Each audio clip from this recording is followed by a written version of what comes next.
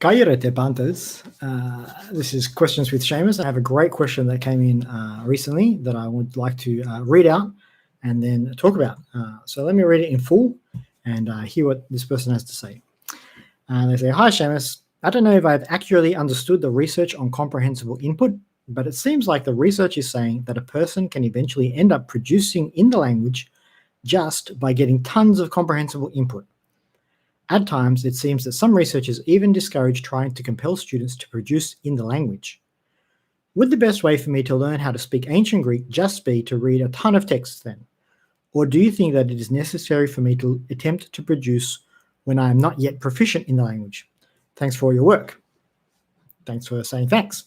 I think this is a great question. Is there a role for output? At what point should you try and produce? And what does that have to do with the research about comprehensible input?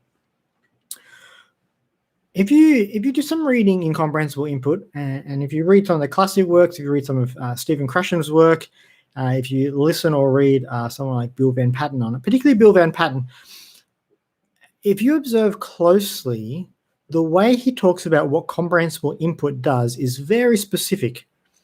And so it's worth paying attention to the specificity of his definition of language. So what comprehensible input is doing, it is building a mental representation of the language in your mind brain. That's all. That's a lot. That is, it's building up a picture of the language in your brain in which you understand what the language is and you understand messages in the language. That is tremendous, and it is necessary, and it is 100% driven by comprehensible input. But what Bill doesn't talk about very much, and what the research doesn't really get into is, okay, but what does that have to do with output? And so this is where you need to be very careful. Output is a skill. I'm just hesitant about using that word because of the way it's used and abused. But in one sense, learning to output is driven by input, and it's driven by that mental representation, but it is a separate thing. So you can get tons of comprehensible input and do no speaking and no writing and no output and build up a mental representation and have a very strong mental representation of the language, and then there'll be a gap. I mean, there's already going to be a gap. There's always a gap between input and output, understanding and production, but that gap can be quite large if you do not do any output. And that's fine, actually. It's okay not to produce. It's okay to spend a lot of time inputting. So I would say, practically speaking, the most advantageous thing you can be doing for your input is reading a lot and listening a lot. But outputting does two things.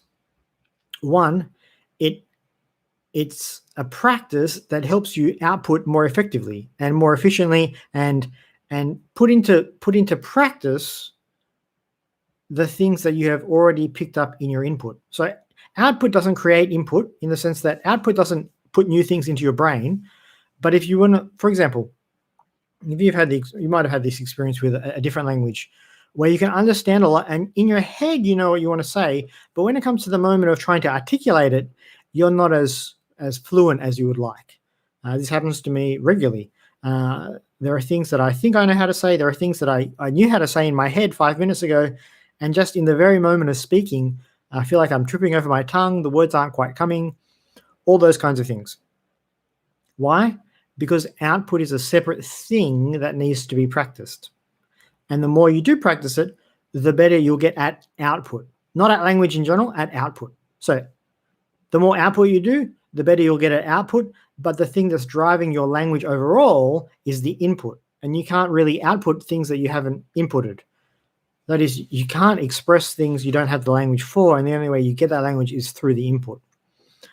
The second thing to say is there's another skill, or there's another practice, there's another thing, if you don't want to use the word skill, some people don't like it for some reasons, is communication, or that is conversational back and forth.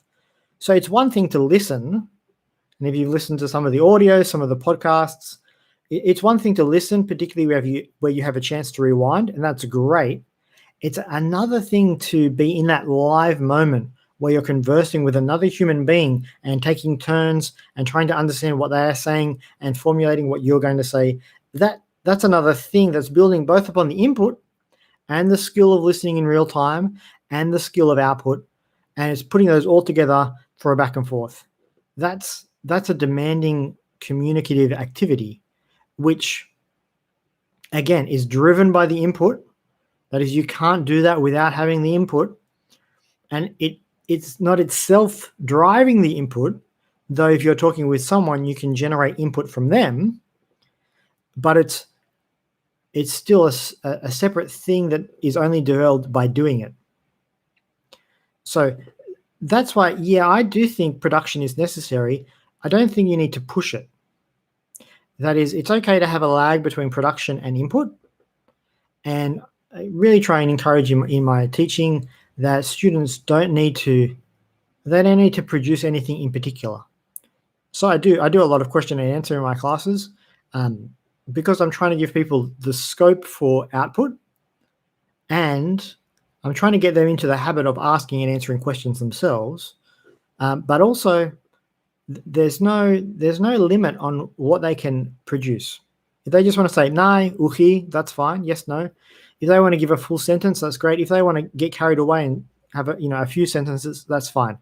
The opportunity for output, not a demand for output. But the thing that will most drive the language acquisition is not the output. Output is a separate thing that needs to be practiced in order to improve output. What's going to improve the language in the head? This is what the research is getting at. This is what the comprehensible input hypothesis is about.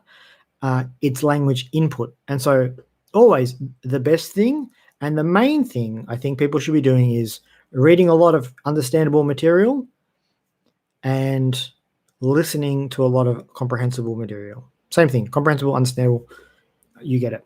So that's my thoughts on that question. Thanks so much for that question. Keep reading, keep listening, and then take the opportunities as you feel ready and as you feel able to produce.